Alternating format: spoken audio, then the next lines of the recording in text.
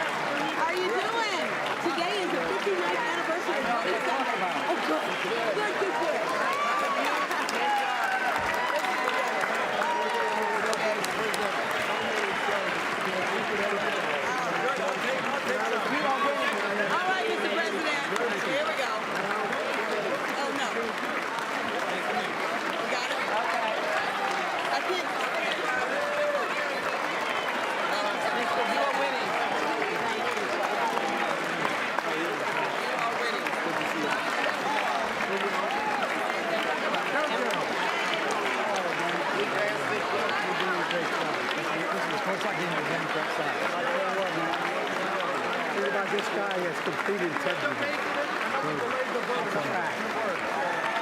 All right. Thank you for everything. We got to get a good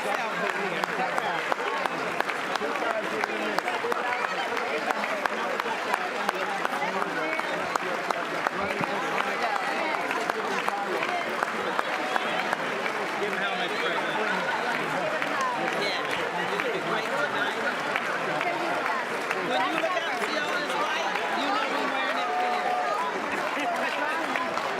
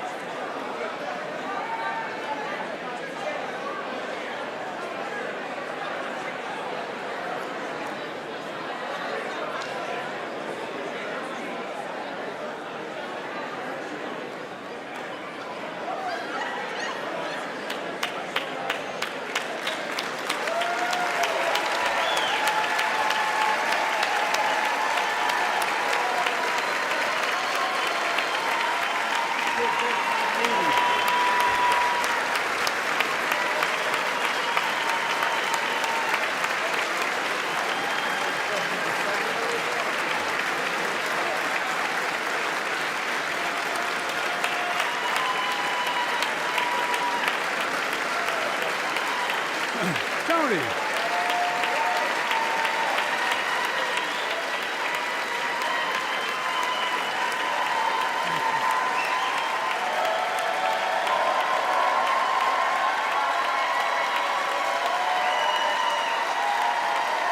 Thank you.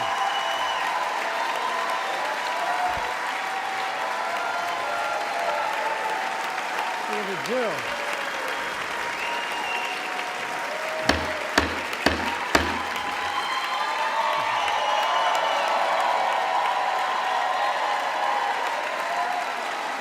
Good evening.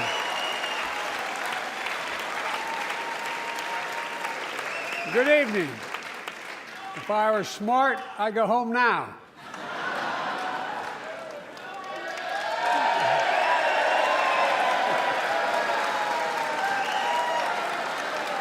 Mr. Speaker, Madam Vice President, members of Congress, my fellow Americans, in January 1941, Franklin Roosevelt came to this chamber to speak to the nation, and he said, "I address you at a moment unprecedented in the history of the Union.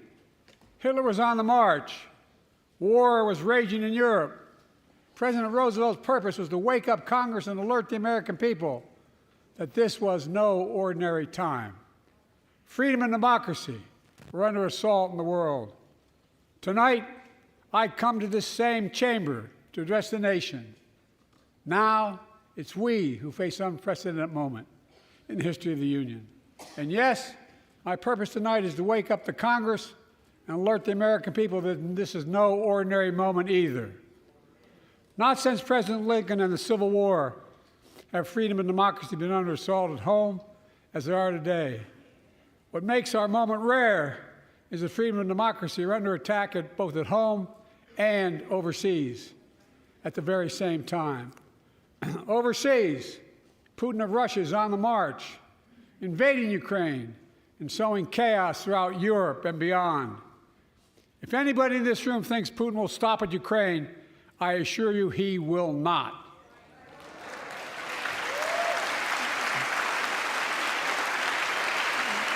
But Ukraine can stop Putin. Ukraine can stop Putin if we stand with Ukraine and provide the weapons that it needs to defend itself.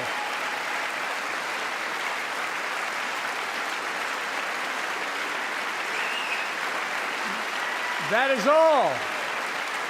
That is all Ukraine is asking. They're not asking for American soldiers. In fact, there are no American soldiers at war in Ukraine, and I'm determined to keep it that way. But now, assistance to Ukraine is being blocked by those who want to walk away from our world leadership.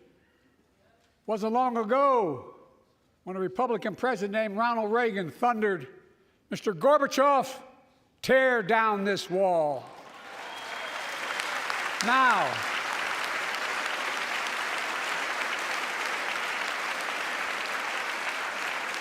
my predecessor, a former Republican president, tells Putin, quote, "Do whatever the hell you want."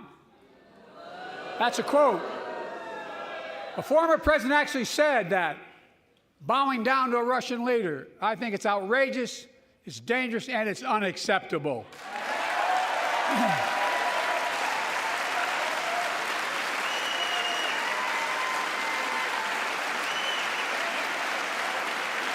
America is a founding member of NATO, the military alliance of democratic nations created after World War II to prevent war and keep the peace.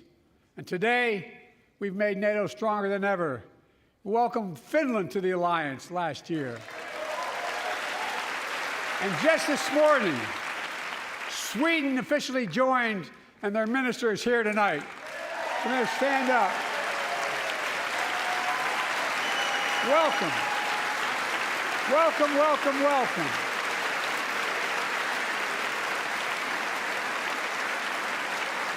And they know how to fight. Mr. Prime Minister, welcome to NATO, the strongest military alliance the world has ever seen. I say this to Congress, we have to stand up to Putin. Send me a bipartisan national security bill. History is literally watching. History is watching. If the United States walks away, it will put Ukraine at risk. Europe is at risk. The free world will be at risk, emboldening others to do what they wish to do us harm. My message to President Putin, who I've known for a long time, is simple. We will not walk away.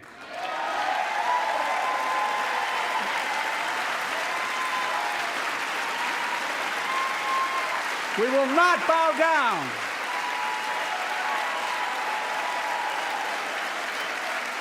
I will not bow down.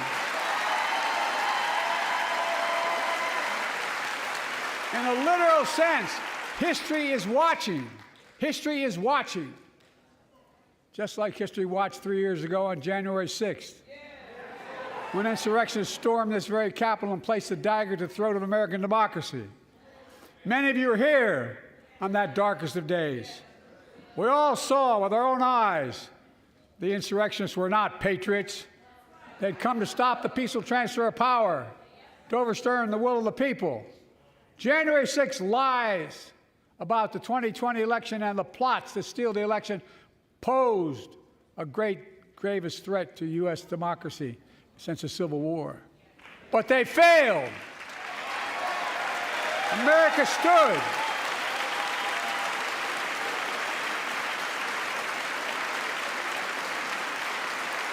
America stood strong, and democracy prevailed. We must be honest. The threat to democracy must be defended. My predecessor and some of you here seek to bury the truth about January 6th. I will not do that. This is the moment to speak the truth and to bury the lies. Here's the simple truth. You can't love your country only when you win.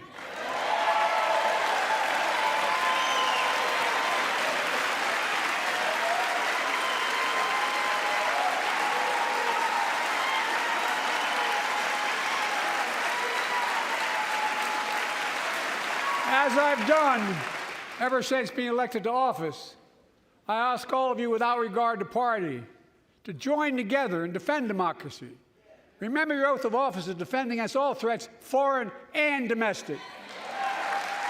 Respect free and fair elections, restore trust in our institutions, and make clear political violence has absolutely no place in America, zero place. Again, it's not hyperbole to suggest history is watching. We're watching. Your children and grandchildren will read about this day and what we do. History is watching another assault on freedom. Joining us tonight is Latoya Beasley, a social worker from Birmingham, Alabama. 14 months ago, she and her husband welcomed a baby girl thanks to the miracle of IVF. She scheduled treatments to have that second child, but the Alabama Supreme Court shut down IVF treatments across the state, unleashed by a Supreme Court decision overturning Roe v. Wade. She was told her dream would have to wait. What her family had got through should never have happened. Unless Congress acts, it could happen again. So tonight, let's stand up for families like hers. To my friends across the aisle, don't keep this waiting any longer. Guarantee the right to AVF. Guarantee it nationwide.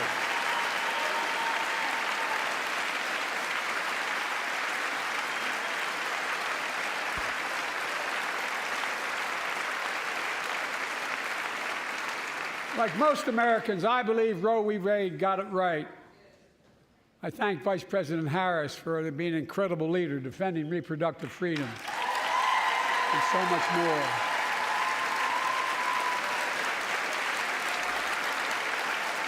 Thank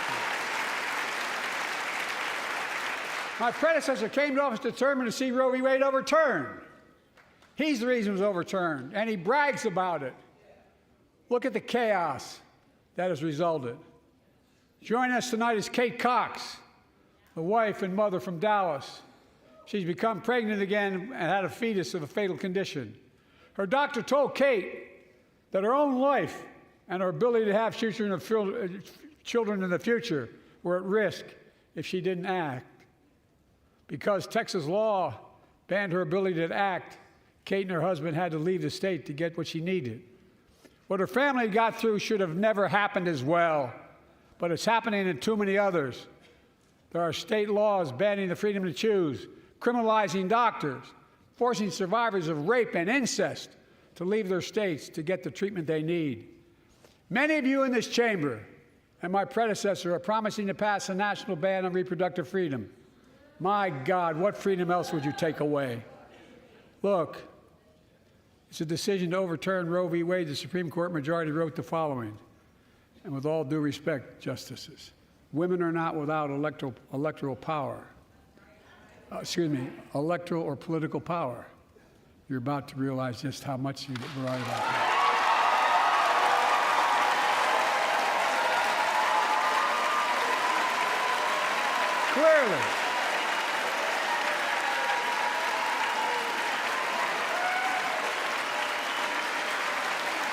Clearly, those bragging about overturning Roe v. Wade have no clue about the power of women. But they found out when reproductive freedom was on the ballot. We won in 2022 and 2020, and we'll win again in 2024.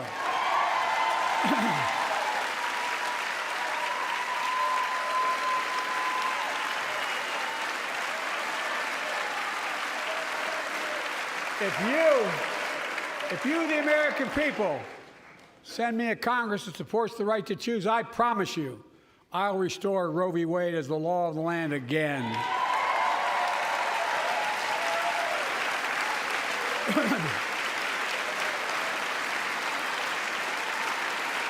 Folks,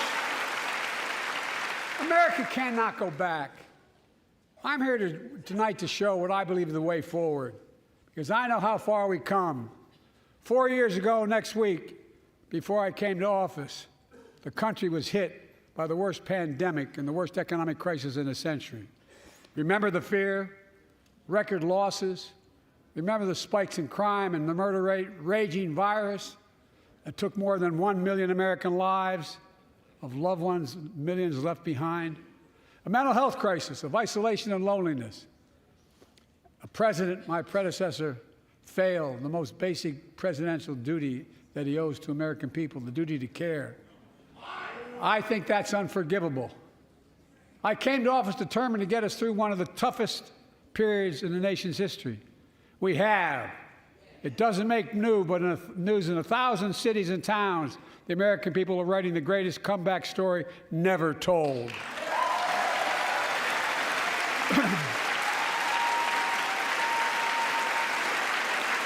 So let's tell the story here.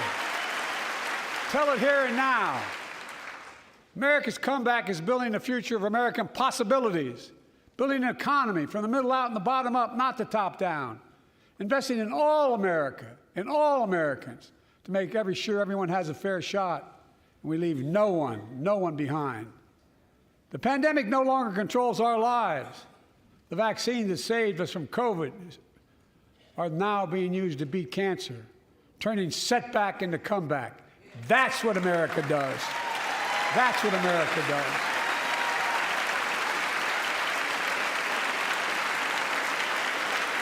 Folks, my inherited economy is on the brink. Now our economy is literally the envy of the world. 15 million new jobs in just 3 years, a record, a record. Unemployment at 50-year lows. A record 16 million Americans are starting small businesses, and each one is a literal act of hope.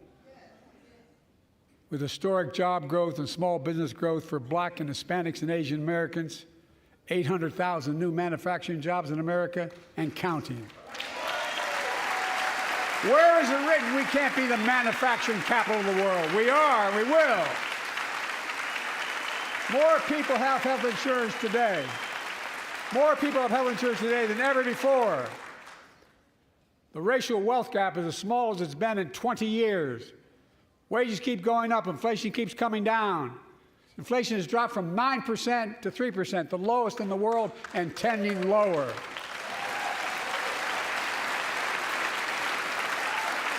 The landing is and will be soft.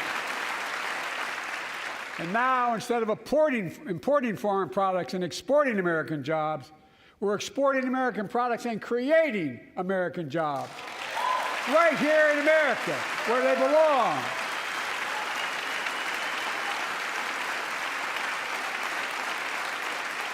And it takes time, but the American people are beginning to feel it.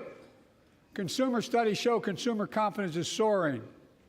Buy America has been the law of the land since the 1930s. Past administrations, including my predecessor, including some Democrats as well in the past, failed to buy American. Not anymore.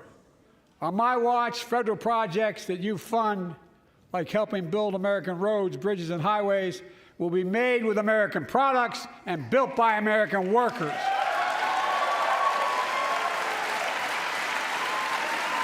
Creating good-paying American jobs.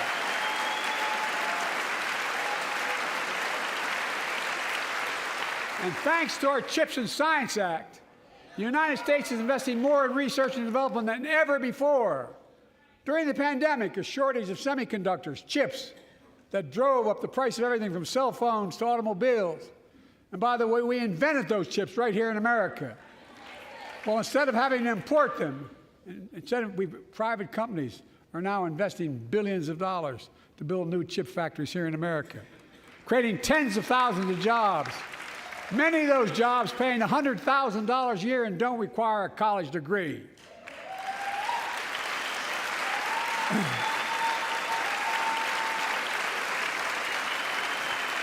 In fact, my policies have attracted $650 billion in private sector investment in clean energy, advanced manufacturing, creating tens of thousands of jobs here in America.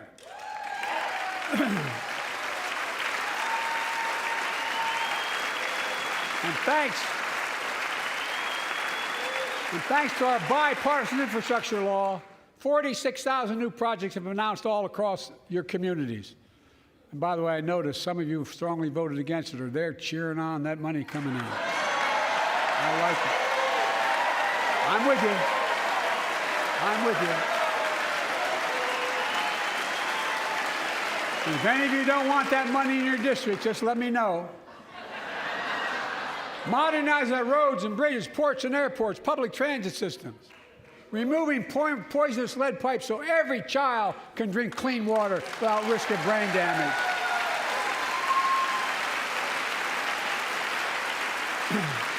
Providing affordable high-speed internet for every American, no matter where you live, urban, suburban, or rural communities, in red states and blue states. Record investments in tribal communities.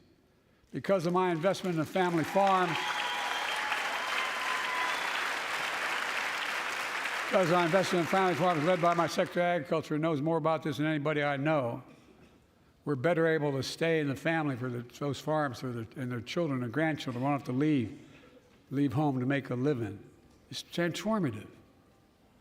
The great comeback story is Belvedere, Illinois, home to an auto plant for nearly 60 years. Before I came to office, the plant was on its way to shutting down. Thousands of workers feared for their livelihoods. Hope was fading. Then I was elected to office, and we raised the Belvedere repeatedly with auto companies, knowing unions would make all the difference. The UAW worked like hell to keep the plant open and get these jobs back, and together we succeeded. Instead of auto factories shutting down, auto factories reopening, and new state-of-the-art battery factories being built to power those cars there at the same.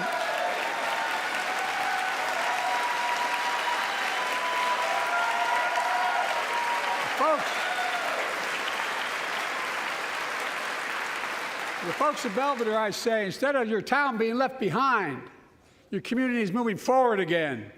Because instead of watching auto jobs of the future go overseas, 4,000 union jobs with higher wages are building the future in Belvedere right here in America.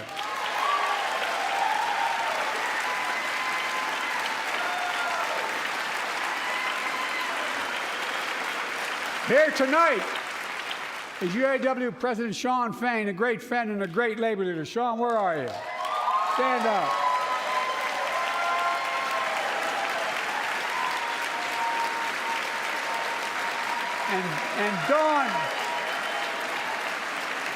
And Dawn Sims, a third-generation worker, UAW worker at Belvedere.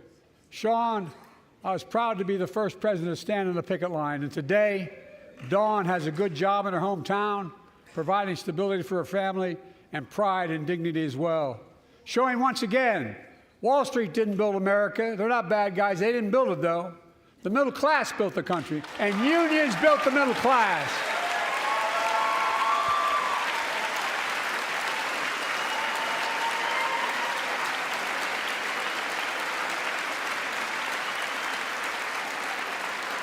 I say to the American people, when America gets knocked down, we get back up. We keep going. That's America.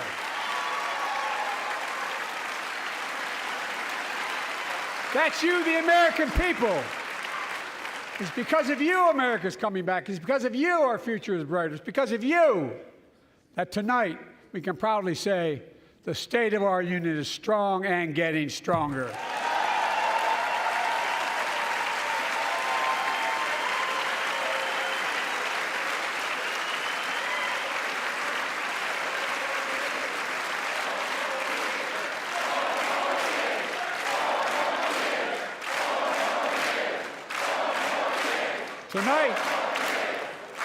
Tonight, I want to talk about the future of possibilities that we can build together. A future where the days of trickle-down economics are over, and the wealthy and the biggest corporations no longer get all the tax breaks. And by the way, I understand corporations. I come from a state that has more corporations invested than every one of your states in the state of the United States combined. And I represented it for 36 years. I'm not anti-corporation, but I grew up in a home where trickle-down economics didn't put much on my dad's kitchen table. That's why I determined to turn things around so middle class does well. When they do well, the poor have a way up and the wealthy still do very well. We all do well. And there's more to do to make sure you're feeling the benefits of all we're doing. Americans pay more for prescription drugs than anywhere in the world. It's wrong, and I'm ending it.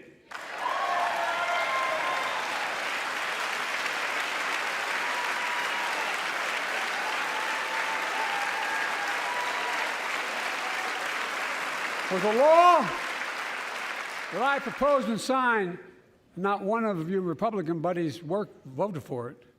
We finally beat Big Pharma. Instead of paying $400 a month or thereabouts for insulin with diabetes, and it only costs $10 to make, they only get paid $35 a month now and still make a healthy profit. And but what to do next? I want to cap the cost of insulin at $35 a month for every American who needs it. Everyone.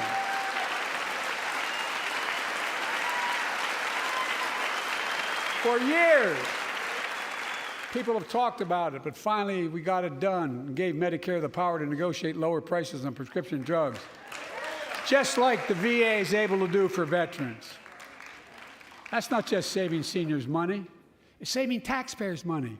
We cut the federal deficit by $160 billion. Because Medicare will no longer have to pay those exorbitant prices to Big Pharma. This year, Medicare is negotiating lower prices for some of the costliest drugs on the market to treat everything from heart disease to arthritis. It's now time to go further and give Medicare the power to negotiate lower prices for 500 different drugs over the next decade. They're making a lot of money, guys. And they'll still be extremely profitable. Will not only save lives, it will save taxpayers another $200 billion. Starting next year, the same law caps total prescription drug costs for seniors on Medicare at $2,000 a year, even for expensive cancer drugs that cost $10,000, $12,000, $15,000. Now I want to cap prescription drug costs at $2,000 a year for everyone. Folks, I'm going to get in trouble for saying that, but if you want to get an Air Force One and fly to Toronto, Berlin, Moscow, even Moscow, probably. And bring your prescription with you, and I promise you I'll get it for you for 40% the cost you're paying now. Same company, same drug, same place. Folks, the Affordable Care Act, the old Obamacare, is still a very big deal.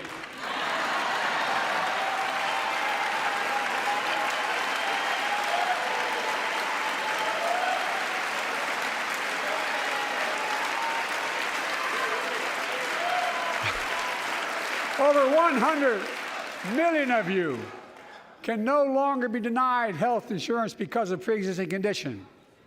But my predecessor, and many in this chamber, want to take this prescription drug away by repealing the Affordable Care Act. I'm not going to let that happen. We stopped you 50 times before, and we'll stop you again. In fact, I'm not only protecting it, I'm expanding it. They enacted tax credits of $800 per person per year, reduce health care costs for millions of working families. That tax credit. Woo-hoo!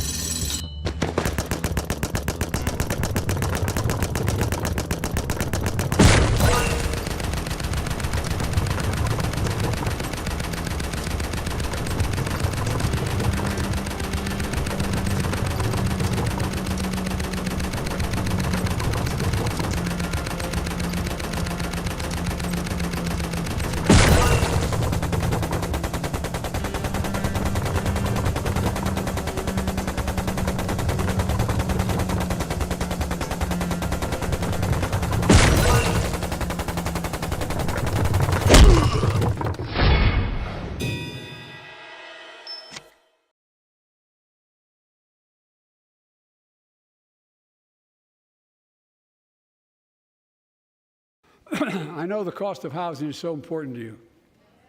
If inflation keeps coming down, mortgage rates will come down as well, and the Fed acknowledges that. But I'm not waiting. I want to provide an annual tax credit that will give Americans $400 a month for the next 2 years as mortgage rates come down, to put toward their mortgages when they buy their first home or trade up for a little more space. Just for 2 years.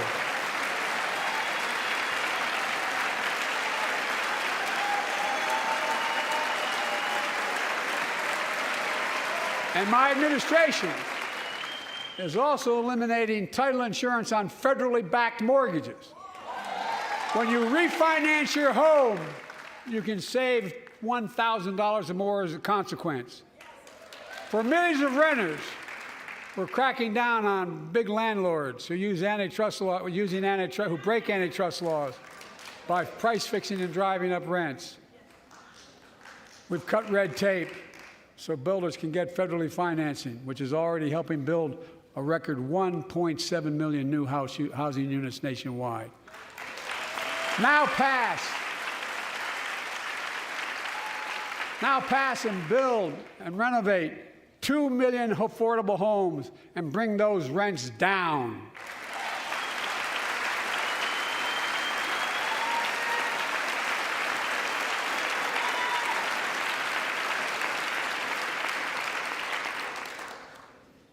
To remain the strongest economy in the world, we need to have the best education system in the world. And I suspect all of you, want to give every child, a good start by providing access to preschool for 3 and 4 years old. You know, I think I pointed out last year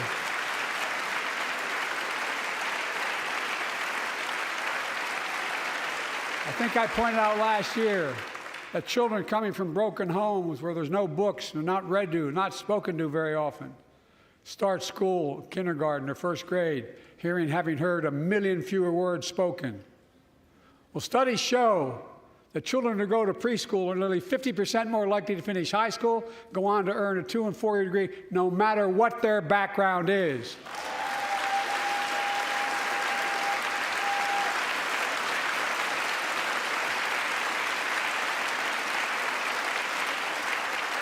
I met a year and a half ago with the leaders of the Business Roundtable.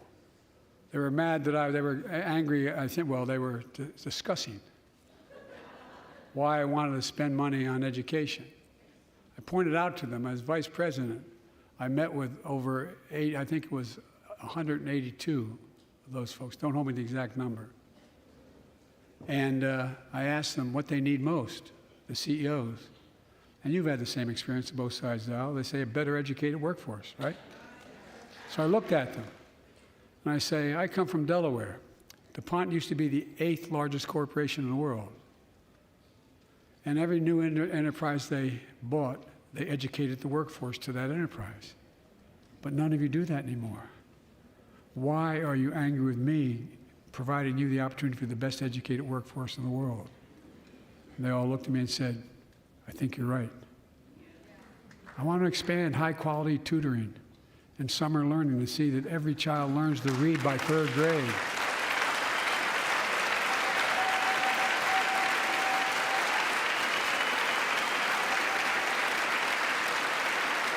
I'm also connecting local businesses and high schools so students get hands-on experience and a path to a good-paying job, whether or not they go to college. And I want to make sure the college is more affordable. Let's continue increasing the Pell Grants to working and middle-class families and increase record investments in HBCUs and minority-serving institutions, including Hispanic institutions.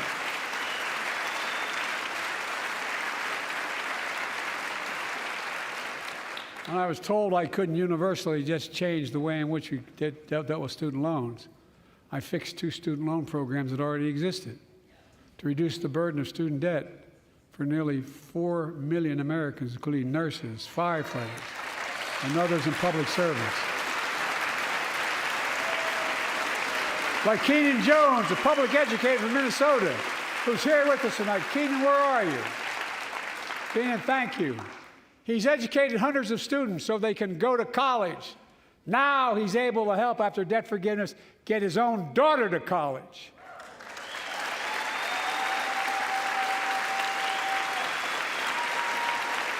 And folks, look,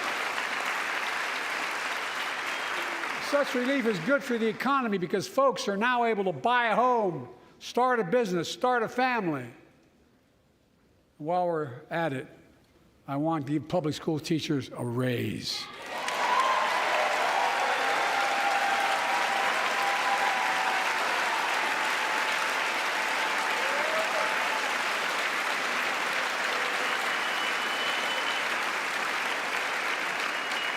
And by the way, the first couple of years, we cut the deficit.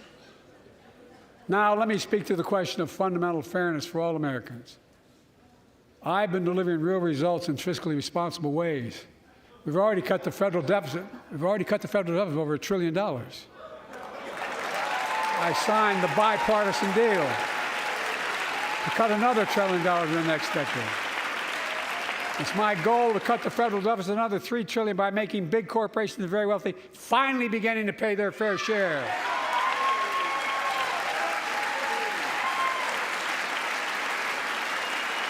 Look, I'm a capitalist. If you want to make or can make $1 million or millions of bucks, that's great. Just pay your fair share in taxes. A fair tax code is how we invest things to make this country great. Healthcare, education, defense, and so much more. But here's the deal. The last administration enacted a $2 trillion tax cut, overwhelmingly benefit the top 1%, the very wealthy and the biggest corporations, and exploded the federal deficit. They added more to the national debt than any presidential term in American history. check the numbers. Folks at home, does anybody really think the tax code is fair? Do you really think the wealthy and big corporations need another $2 trillion tax break? I sure don't. I'm going to keep fighting like hell to make it fair. Under my plan, nobody earning less than $400,000 a year will pay an additional penny in federal taxes. Nobody, not one penny. And they haven't yet. In fact, the child tax credit I passed during the pandemic cut taxes for millions of working families and cut child poverty in half. Restore that child tax credit. No child should go hungry in this country. The way to make the tax code fair is to make big corporations and the very wealthy begin to pay their fair share. Remember in 2020, 55 of the biggest companies in America made $40 billion and paid zero in federal income tax. Zero. Not anymore. Thanks to the law I wrote and we signed, big companies have to pay a minimum of 15%. But that's still less than working people pay in federal taxes. It's time to raise corporate minimum tax to at least 21%.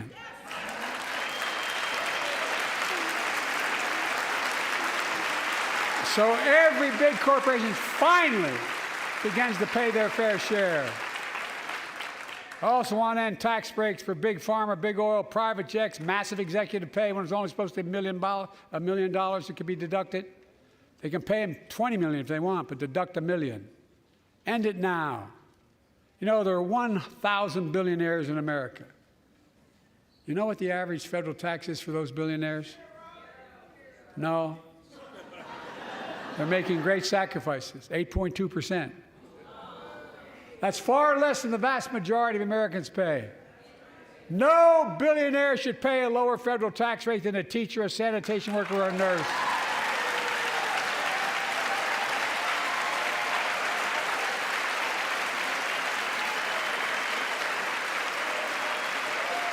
I propose a minimum tax for billionaires of 25%, just 25%.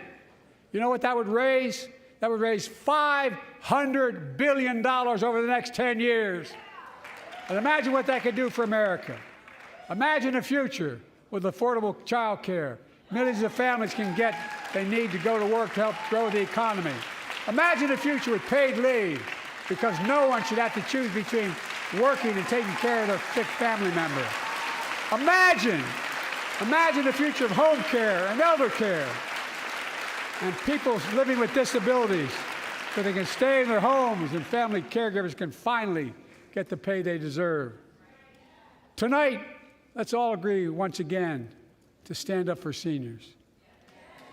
Many of my friends on the other side of the aisle want to put Social Security on the chopping block.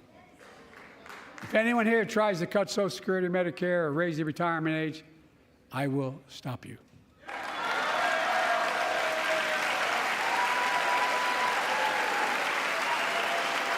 The working people who built this country pay more into Social Security than millionaires and billionaires do. It's not fair. We have two ways to go. Republicans can cut Social Security and give more tax breaks to the wealthy. That's the proposal. Oh no, you guys don't want another $2 trillion tax cut? I kind of thought that's what your plan was. Well, that's good to hear. You're not going to cut another $2 trillion for the super wealthy. That's good to hear. I'll protect and strengthen Social Security and make the wealthy pay their fair share. Look,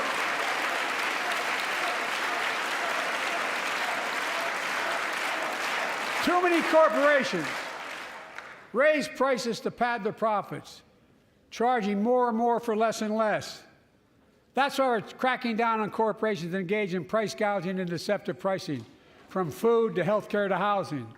In fact, the snack companies think you won't notice if they change the size of the bag and put a hell of a lot fewer, same size bag, put fewer chips in it. No, I'm not joking. It's called shrinkflation. Pass Bobby Casey's bill and stop this. I really mean it.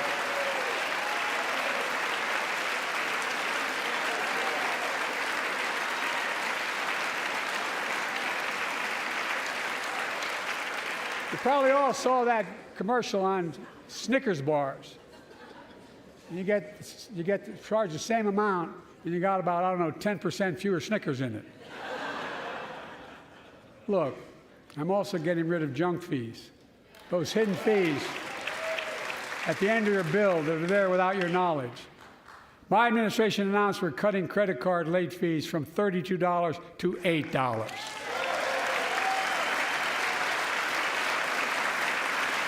Banks and credit card companies are allowed to charge what it costs them to instigate the collection. And that's more a hell of a lot like $8 and 30-some dollars. They don't like it. The credit card companies don't like it. But I'm saving American families $20 billion a year with all the junk fees I'm eliminating. Folks at home, that's why the banks are so mad. It's $20 billion in profit. I'm not stopping there.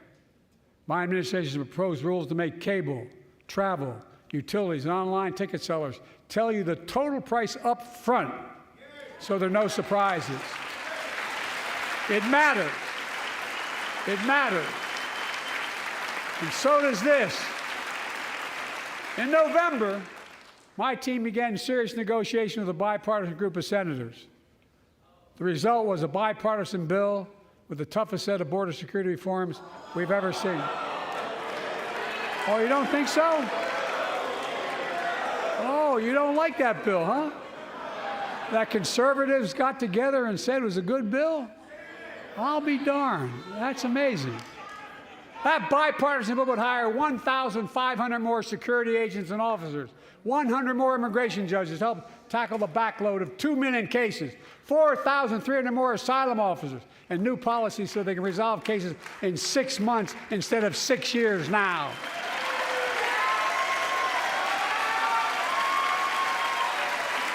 What are you against? 100 more high-tech drug detection machines to significantly increase the ability to screen and stop vehicles smuggling fentanyl into America. That's killing thousands of children. This bill would save lives and bring order to the border.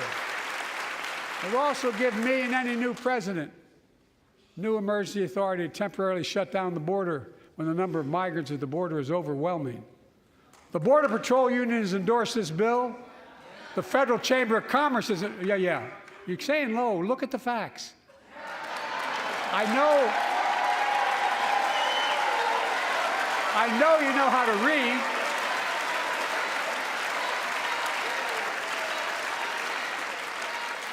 I believe that given the opportunity for a majority in the House and Senate would endorse the bill as well, a majority right now. But unfortunately, politics has derailed this bill so far. I'm told my predecessor called members of Congress in the Senate to demand they block the bill. He feels political win, he viewed it as a political win for me and a political loser for him. It's not about him, it's not about me. I'd be a winner, not really.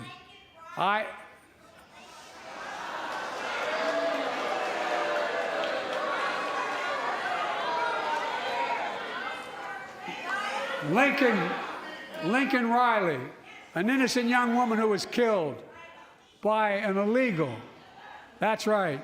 But how many of the thousands of people being killed by illegals? To her parents, I say, my heart goes out to you, having lost children myself. I understand. But look, if we change the dynamic at the border, people pay these smugglers $8,000 to get across the border because they know if they get by and let into the country, it's 6 to 8 years before they have a hearing. And it's worth taking the chance of the $8,000. But if it's only 6 weeks, the idea is it's highly unlikely that people will pay that money and come all that way knowing that they'll be able to be kicked out quickly. Folks, I would respectfully suggest my Republican friends owe it to the American people, get this bill done. We need to act now.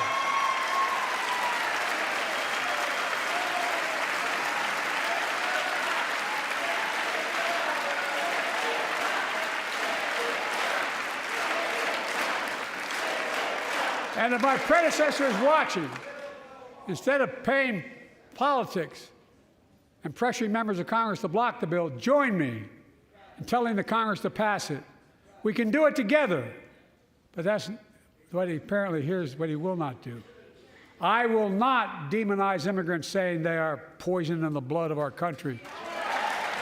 I will not separate families. I will not ban people because of their faith. Unlike my predecessor on my first day in office, I introduced a comprehensive bill to fix our immigration system. Take a look at it. It has all these and more. Secure the border. Provide a pathway to citizenship for dreamers, and so much more. But unlike my predecessor, I know who we are as Americans. We're the only nation in the world with a heart and soul that draws from old and new. Home to Native Americans whose ancestors have been here for thousands of years. Home to people of from every place on earth. They came freely. Some came in chains. Some came when famine struck, like my ancestral family in Ireland. Some to flee persecution, to chase dreams that are impossible anywhere but here in America. That's America. And we all come from somewhere, but we're all Americans.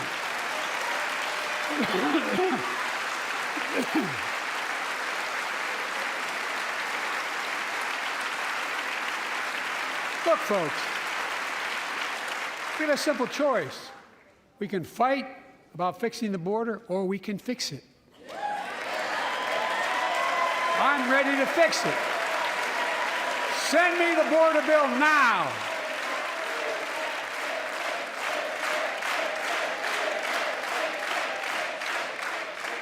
A transformational moment in history happened 59 years ago today in Selma, Alabama.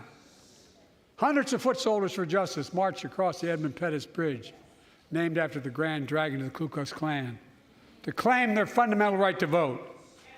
They were beaten, they were bloody, and left for dead.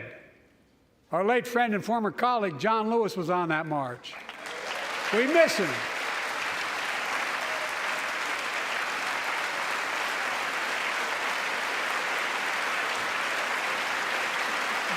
Joining us tonight are other marchers, both in the gallery and on the floor, including Betty Mae Fikes, known as the voice of Selma. The daughter of gospel singers and preachers, she sang songs of prayer and protest on that bloody Sunday to help shake the nation's conscience. 5 months later, the Voting Rights Act passed and was signed into law.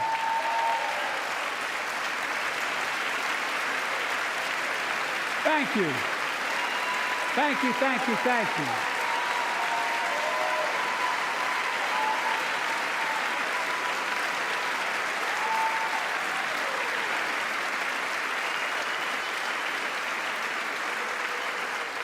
But 59 years later, there are forces taking us back in time.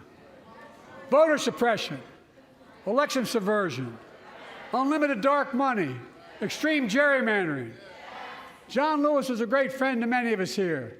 But if you truly want to honor him and all the heroes who marched with him, then it's time to do more than talk. Pass the Freedom to Vote Act, the John Lewis Voting Rights Act.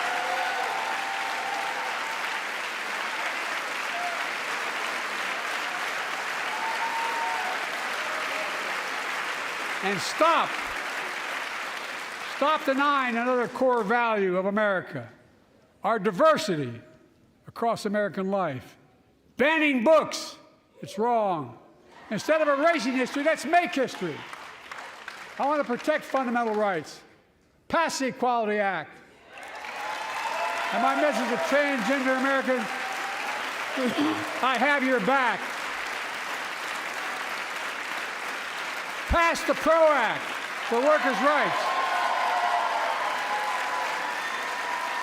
Raise the federal minimum wage, because every worker has a right to a decent living more than $7 an hour.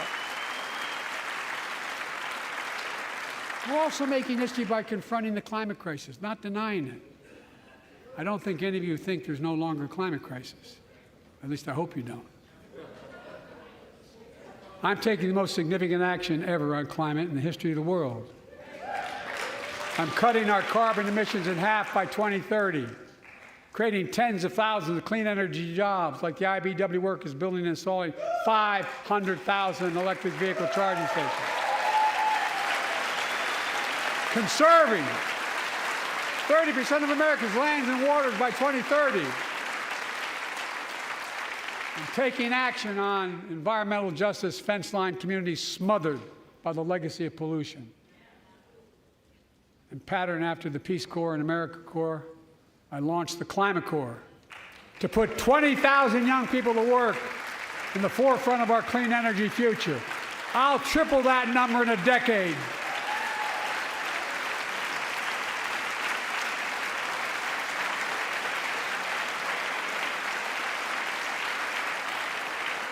To state the obvious, all Americans deserve the freedom to be safe. And America is safer today than when I took office.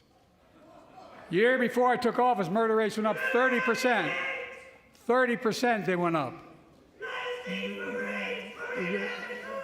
The biggest increase in history.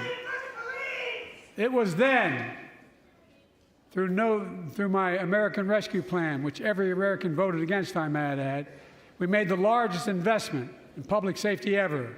Last year, the murder rate saw the sharpest decrease in history.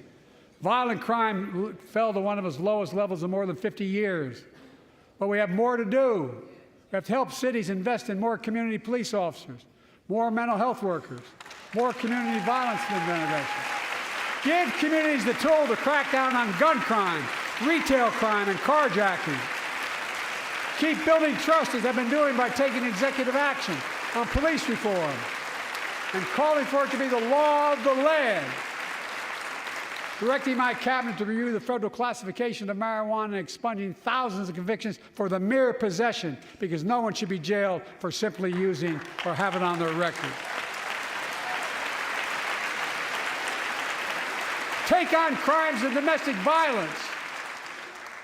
I'm ramping up the federal enforcement of the Violence Against Women Act that I proudly wrote when I was a senator, so we can finally end the scourge against women in America.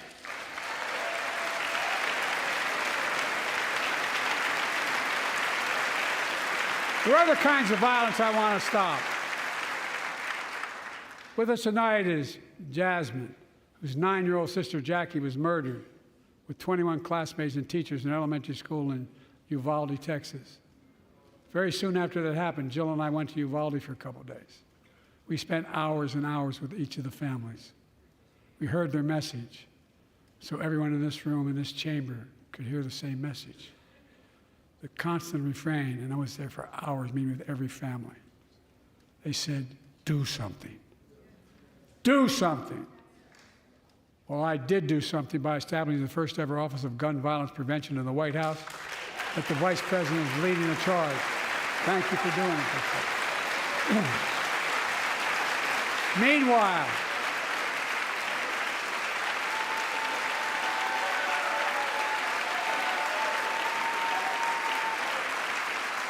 Meanwhile, my predecessor told the NRA he's proud he did nothing on guns when he was president.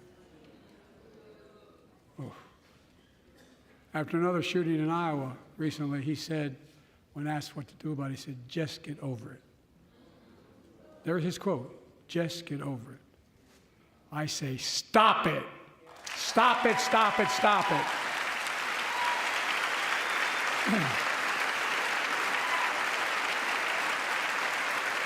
I'm proud we beat the NRA when I signed the most significant gun safety law in nearly 30 years because of this Congress. We now must beat the NRA again. I'm demanding a ban on assault weapons and high-capacity magazines. Pass universal background checks. None of this. None of this. I taught the Second Amendment for 12 years. None of this violates the Second Amendment or vilifies responsible gun owners. You know, as we manage challenges at home, we're also managing crises abroad, including in the Middle East. I know the last 5 months have been gut-wrenching for so many people, for the Israeli people, for the Palestinian people, and so many here in America. This crisis began on October 7th with a massacre by a terrorist group called Hamas, as you all know. 1,200 innocent people, women and girls, men and boys, slaughtered after enduring sexual violence. The deadliest day for the Jewish people since the Holocaust, and 250 hostages taken. Here in this chamber tonight are families whose loved ones are still being held by Hamas. I pledge to all the families that we will not rest until we bring every one of your loved ones home. We also we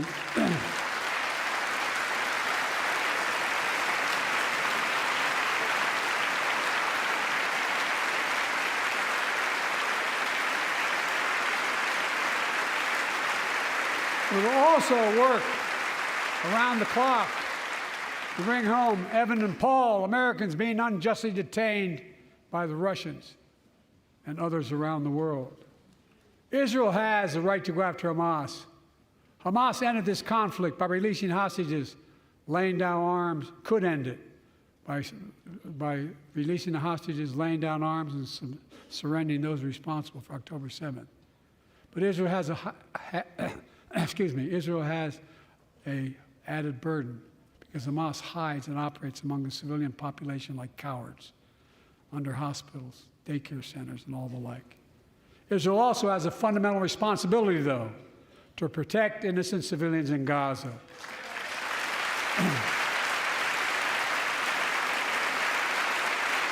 This war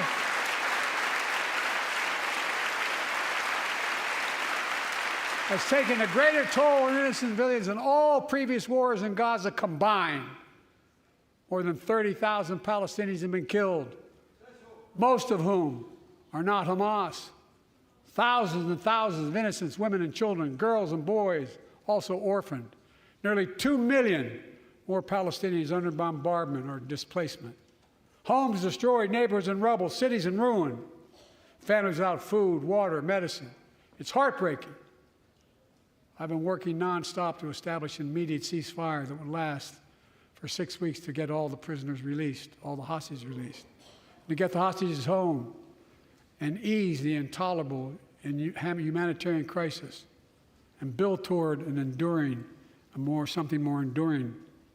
The United States has been leading international efforts to get more humanitarian assistance to Gaza.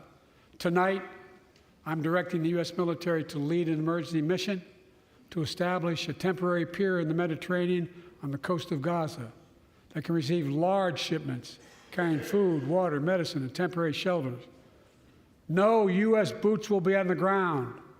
A temporary pier will enable a massive increase in the amount of humanitarian assistance getting into Gaza every day.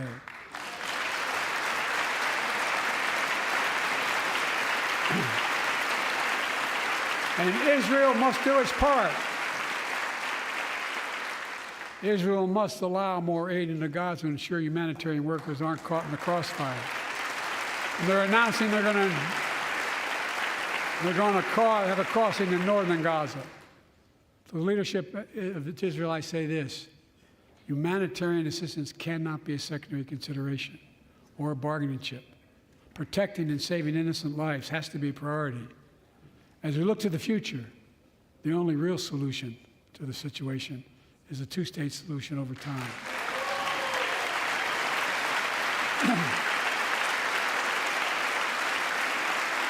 And I say this as a lifelong supporter of Israel.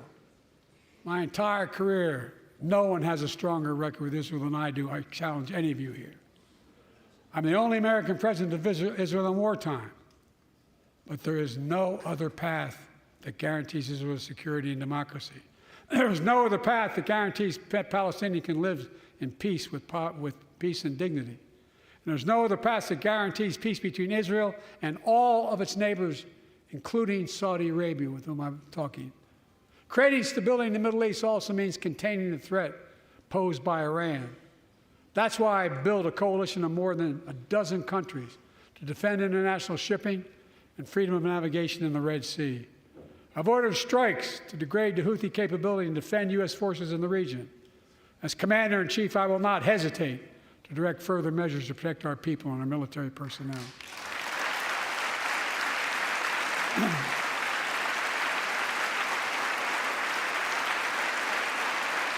For years, I've heard many of my Republican and Democratic friends say that China is on the rise and America is falling behind. They've got it backwards. I've been saying it for over 4 years, even when I wasn't president. America's rising. We have the best economy in the world.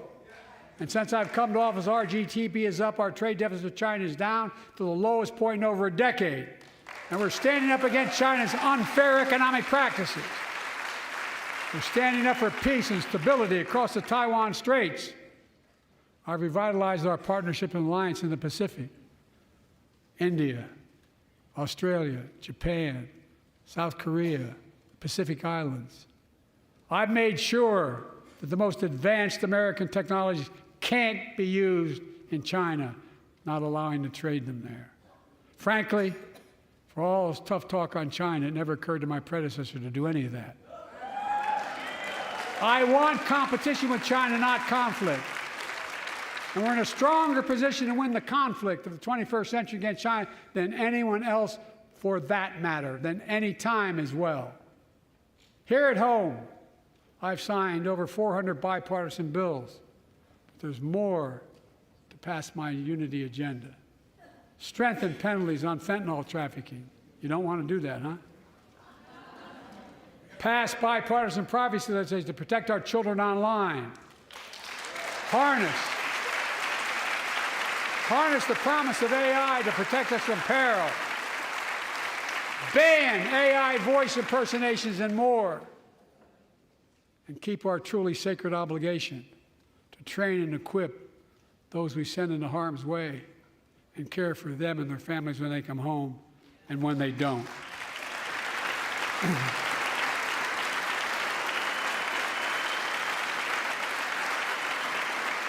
That's why the song Support and Help of Dennis and the VA, I signed the PACT Act. One of the most significant laws ever, helping millions of veterans exposed to toxins who now are battling more than 100 different cancers. Many of them don't come home, but we owe them and their families support. We owe it to ourselves to keep supporting our new health research agency called ARPA-H, and remind us that we can do big things, like end cancer as we know it, and we will.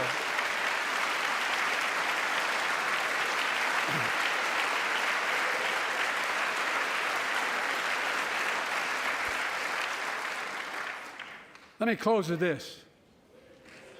Yay.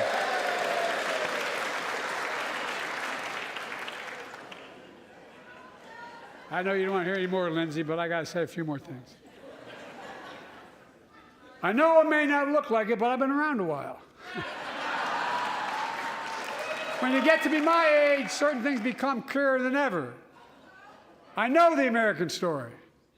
Again and again, I've seen the contest between competing forces in the battle for the soul of our nation, between those who want to pull America back to the past and those who want to move America into the future.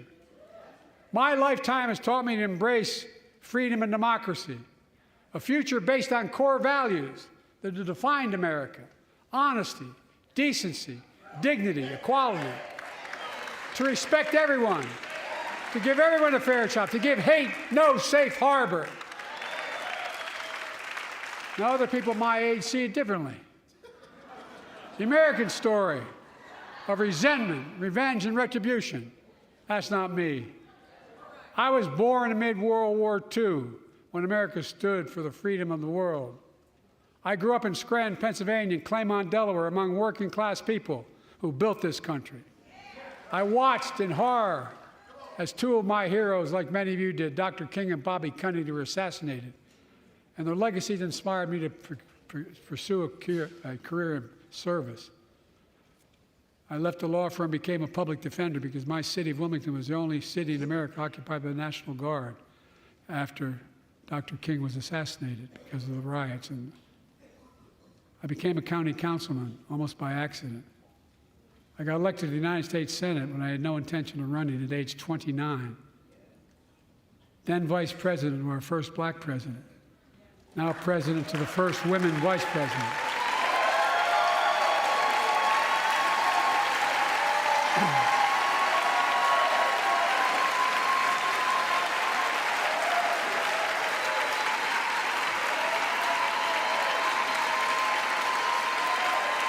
In my career, I've been told I was too young. By the way, they didn't let me on the Senate elevators for votes sometimes. Not a joke. And I've been told I'm too old. Whether young or old, I've always known what endures. I've known our North Star. The very idea of America is that we're all created equal and deserves to be treated equally throughout our lives.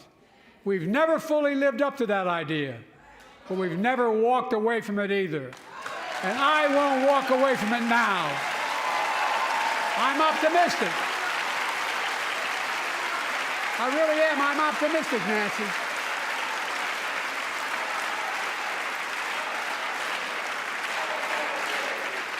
My fellow Americans, the issue facing our nation isn't how old we are, it's how old are our ideas. Hate, anger, revenge, retribution are the oldest of ideas. But you can't lead America with ancient ideas that only take us back. You lead America, the land of possibilities. You need a vision for the future and what can and should be done. Tonight you've heard mine. I see a future where defending democracy, you don't diminish it. I see a future where we restore the right to choose and protect our freedoms, not take them away. I see a future where the middle class finally has a fair shot and the wealthy have to pay their fair share in taxes. I see a future where we save the planet from the climate crisis and our country from gun violence. Above all, I see a future for all Americans. I see a country for all Americans. And I will always be president for all Americans because I believe in America. I believe in you, the American people. You're the reason we've never been more optimistic about our future than I am now. So let's build the future together. Let's remember who we are. We are the United States of America. And there is nothing beyond our capacity when we act together. God bless you all, and may God protect our troops. Thank you, thank you, thank you.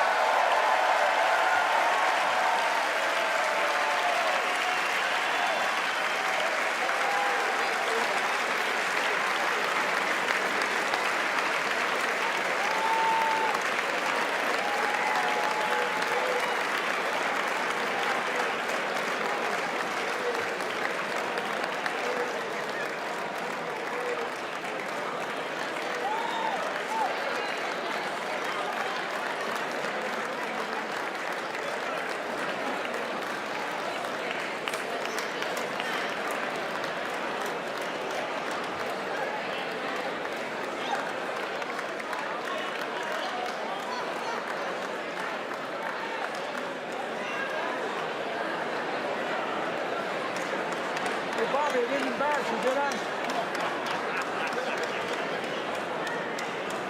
Mr. President, whoever's working there.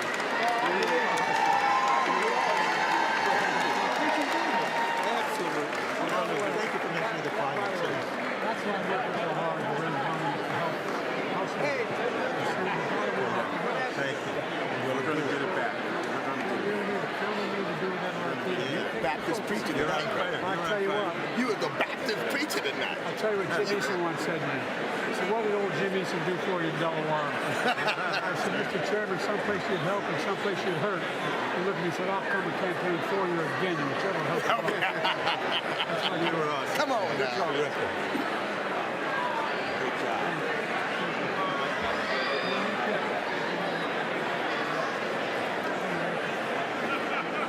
Good job. Great job. Great job. Good job. Be lively. That was a sermon today. Thank you. Well, hell, very nice. Good to see you. Thanks. Great job. Thank you. You knocked it out of the park. Great work. No, there's no T in Spank. Great job, Mr. President.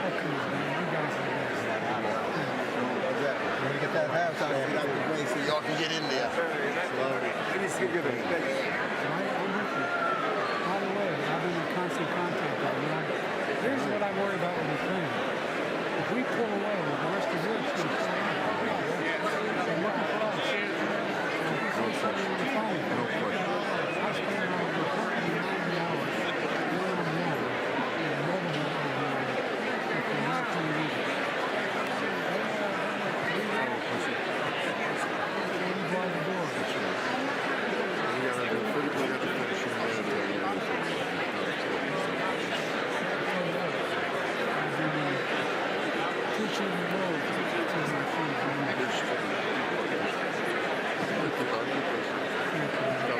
We're going to get a deal done on Ukraine. We have to.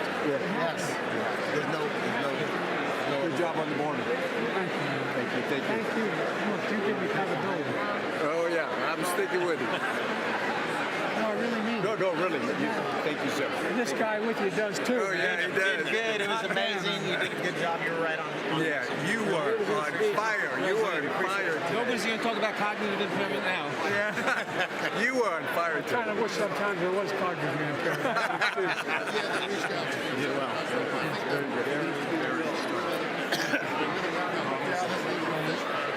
He's working real hard.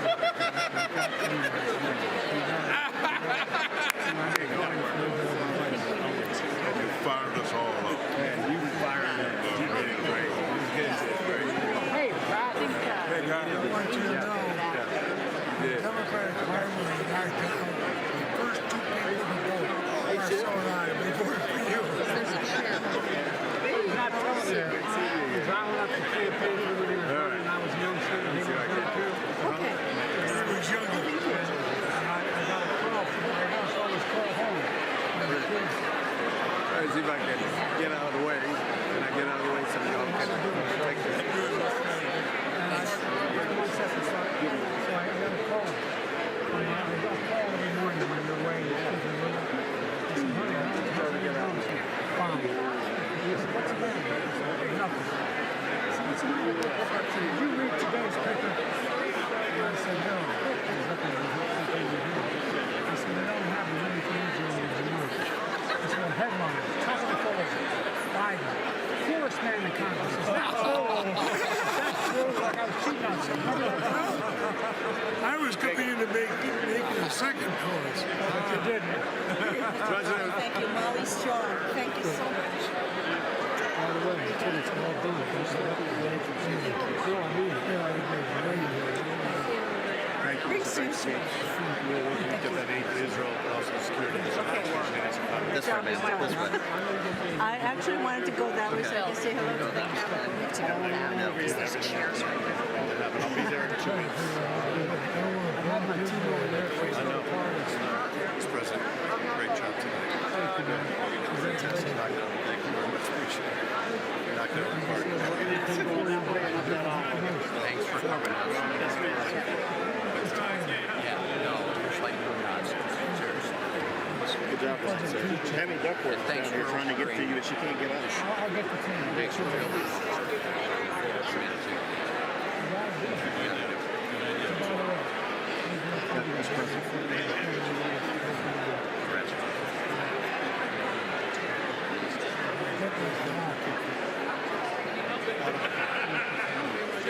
It's got to turn around.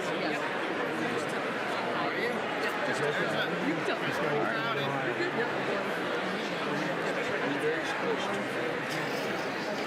man, then we can swap them. How about that? Sorry about that.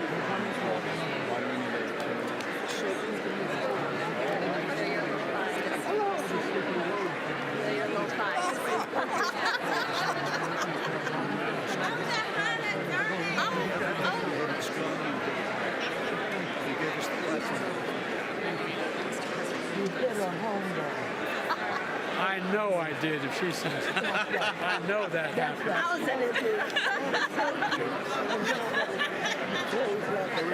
We're walking this way, so we're going that way. Yep, we're going this way right here. Go back. Thank you, Adam, guys. do you got any space behind you? Nope.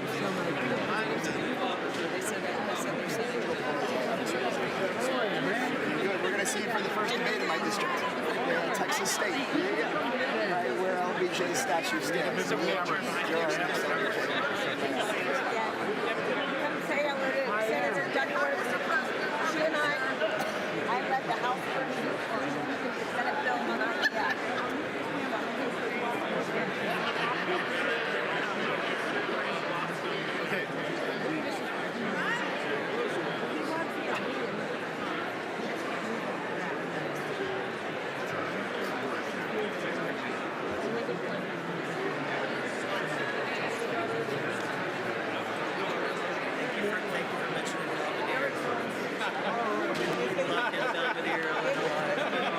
I shouted real loud, I didn't hear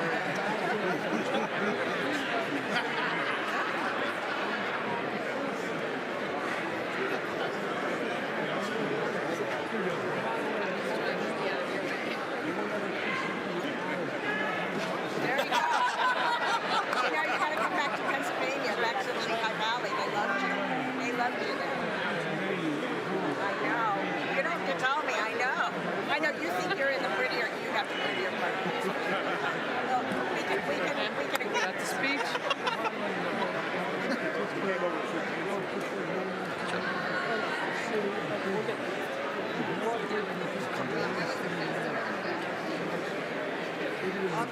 Yeah, that's right. You knocked it out of the park. knocked around. I don't want to get in front of them. It's the best ever. That's really good. Mr. President, you brought the Irish fire tonight. We appreciate it, sir. You know, Proud of you.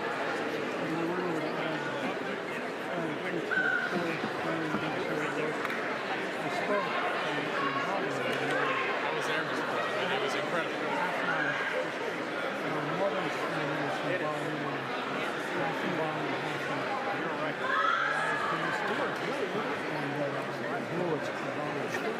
I showed up and they gave me a copy of his bill or his check. He gave me my great-great-grandfather. He made the bricks. Do it again. In the church. I want to get y'all doing it. No, take the picture. I want to natural.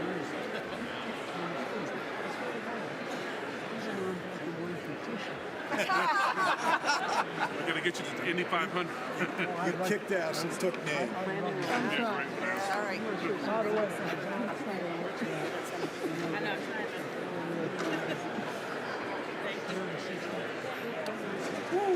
I bet that torque is come on.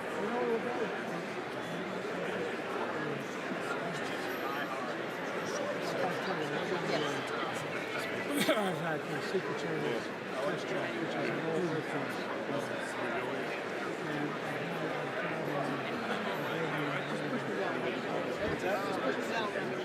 You're not my wife.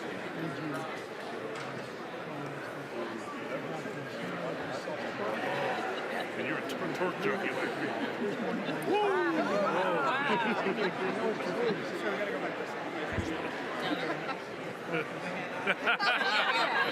He's afraid you're gonna try to get in the car.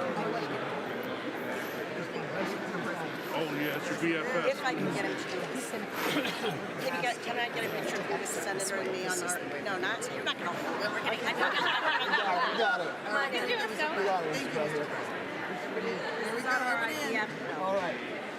For IVF, and we put up to freedom. Thank you. Thank you. Got it over to you.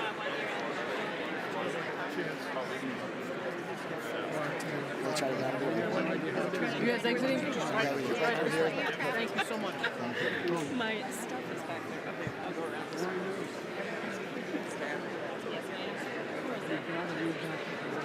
Can you take this? Yes.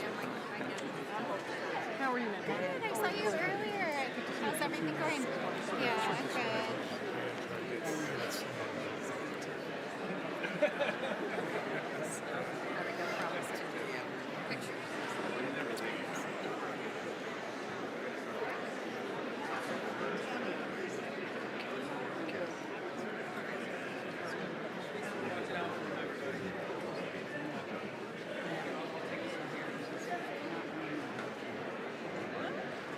That's nice. Where is she? Maybe I can find a way to see her.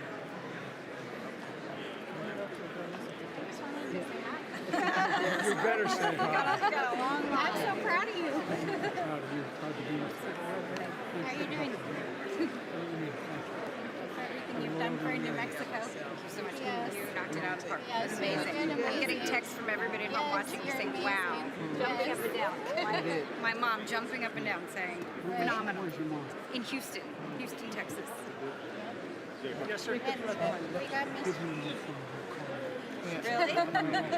Okay. He's going to take her number? Yeah, that would be amazing. That would be amazing. This is a Juneteenth parade, and you're inviting me to 713. Are you see? Make a congressman. This is the Constitution. I can walk around saying that you equal to the Constitution. I'm taking her. I'm here. How are you? Long time no see. So I'm gonna try right here. Oh my gosh. That's the song. Yes, sir. You know, talk to my staff called HR 4. Yes, sir. HR 40. Great. Phil Jackson. You kidding? Congressman, should we take a photo right here? Right here. There we go. Excellent. Sounds good. Excellent. Did you we're get a moving- signing too? I did. I got multiple. Thank you. Thank you. Excellent. We appreciate you. I'm out of your life and out of your world. Right this way. Thank you. Uh-huh. I have stuff back here that I have to go. Right, I think around is probably Yeah. best. It's a great picture for Governor Trump. Give me the governor of Virginia. For the governor's staff. There you go. Good. Yes, yes, yes, yes. Yes. You live here, you will be away.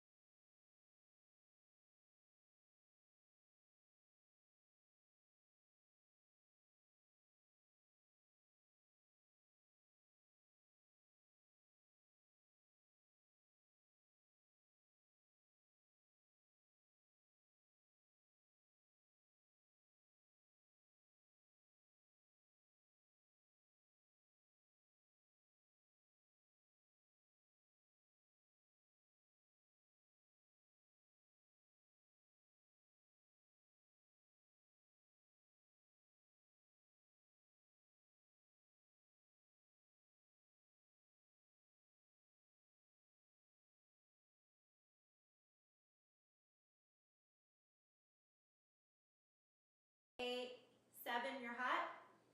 5.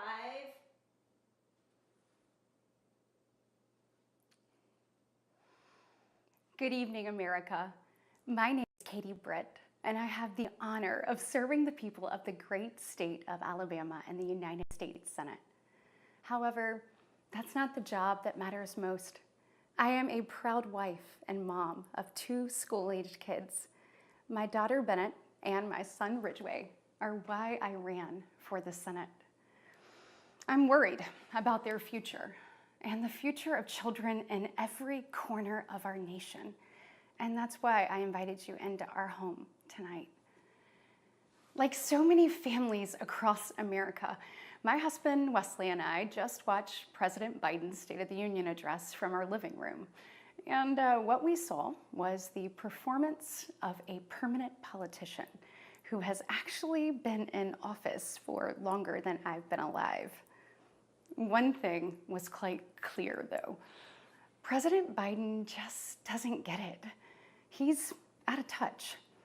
Under his administration, families are worse off, our communities are less safe, and our country is less secure. I just wish he understood what real families are facing around kitchen tables just like this one. You know, this is where our family has tough conversations. It's where we make hard decisions. It's where we share the good, the bad, and the ugly of our days. It's where we laugh together, and it's where we hold each other's hands and pray for God's guidance. And many nights, to be honest, it's where Wesley and I worry. I know we're not alone. And so tonight, the American family needs to have a tough conversation, because the truth is, we're all worried about the future of our nation. The country we know and love seems to be slipping away, and it feels like the next generation will have fewer opportunities and less freedoms than we did. I worry my own children may not even get a shot at living their American dreams. My American dream allowed me, the daughter of 2 small business owners from rural Enterprise, Alabama, to be elected to the United States Senate at the age of 40. Growing up, sweeping the floor at my dad's hardware store and cleaning the bathroom at my mom's dance studio, I never could have imagined what my story would entail. To think about what the American dream can do across just one generation, in just one lifetime, it's truly breathtaking.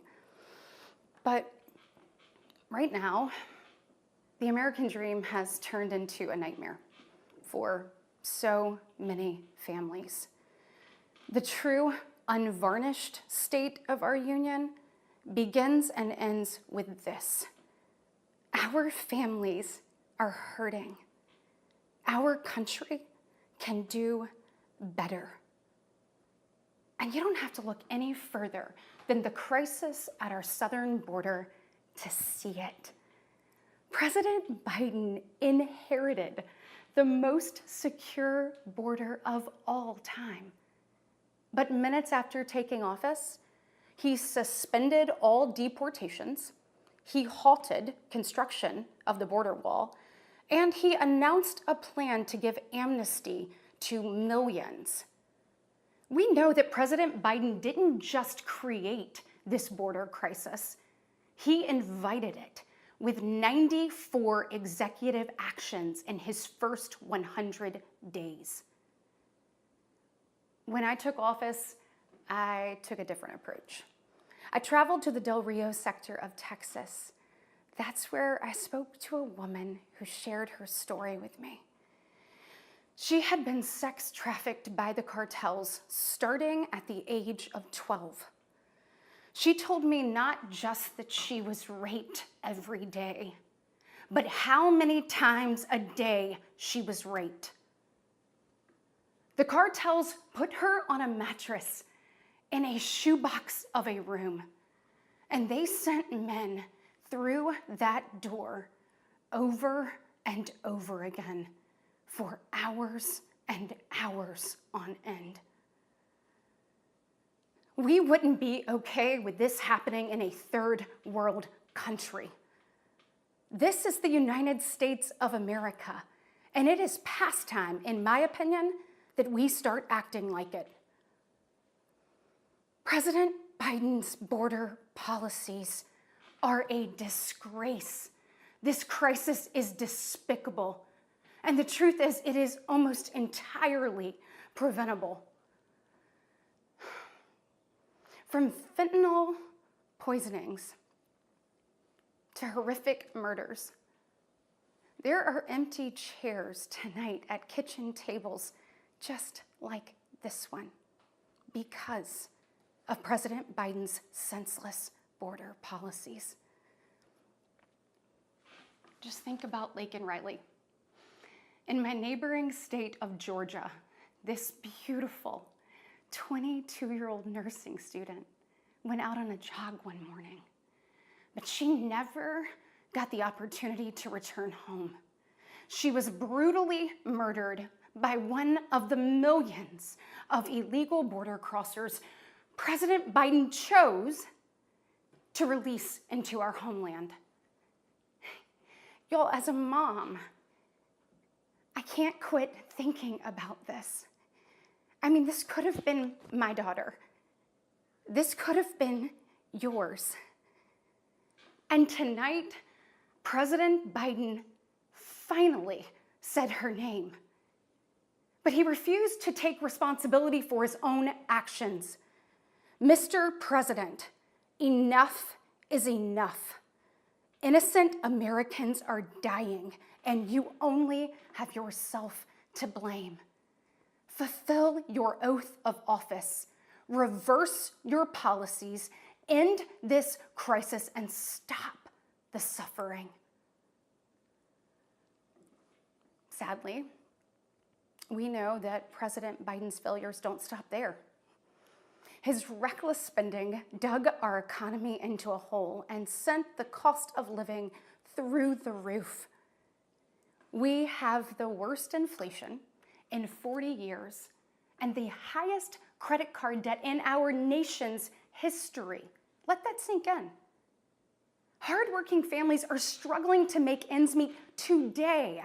And with soaring mortgage rates and sky-high childcare costs, they're also struggling to how to plan for tomorrow. The American people are scraping by, while President Biden proudly proclaims that Bidenomics is working. Goodness, y'all, bless his heart, we know better.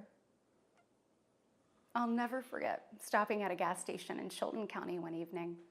The gentleman working the counter told me that after retiring, he had to pick up a job in his 70s so that he didn't have to choose between going hungry or going without his medication.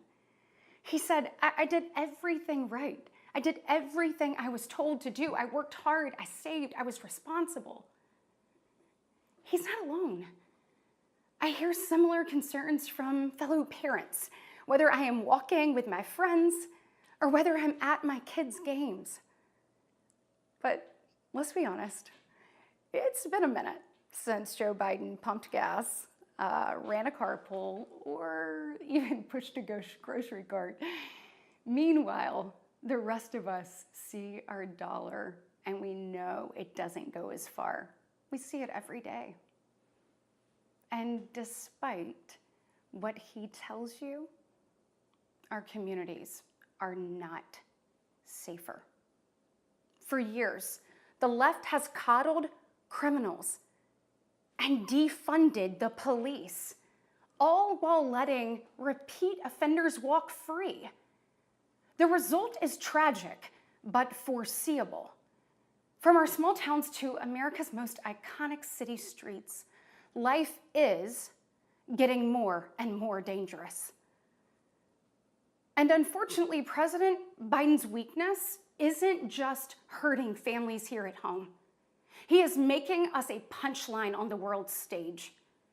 Look, where I'm from, your word is your bond. But for 3 years, the president has demonstrated that America's word doesn't mean what it used to. From abandoning our allies in his disastrous withdrawal from Afghanistan, to desperately pushing another dangerous deal with Iran.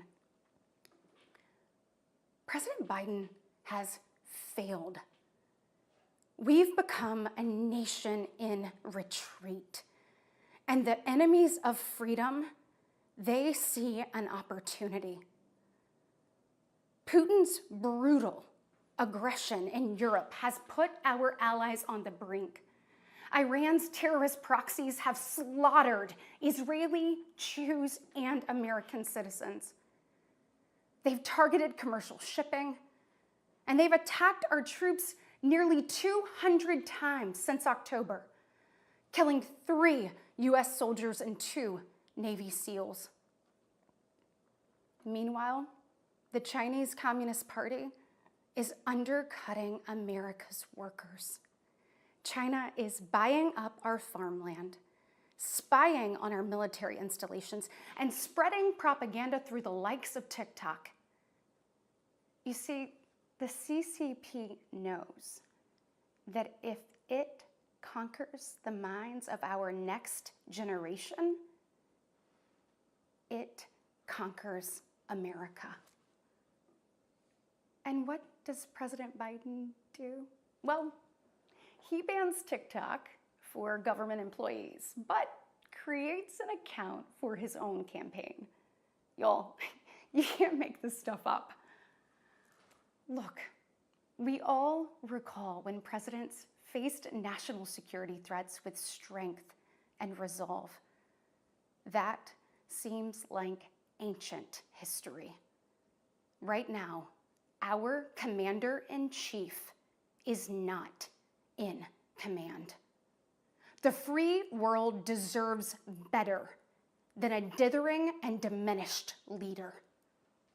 America deserves leaders who recognize that secure borders, stable prices, safe streets, and a strong defense are actually the cornerstones of a great nation. Just ask yourself, are you better off now than you were 3 years ago? There's no doubt we're at a crossroads, and it doesn't have to be this way. We all feel it. But here's the good news. We, the people, are still in the driver's seat. We get to decide whether our future will grow brighter or whether we'll settle for an America in decline. Well, I know which choice our children deserve, and I know the choice the Republican Party is fighting for. We are the party of hard-working parents and families, and we want to give you and your children the opportunities to thrive. And we want families to grow. It's why we strongly support continued nationwide access to in vitro fertilization.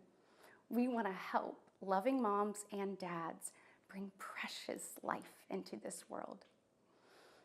Wesley and I believe there is no greater blessing in life than our children.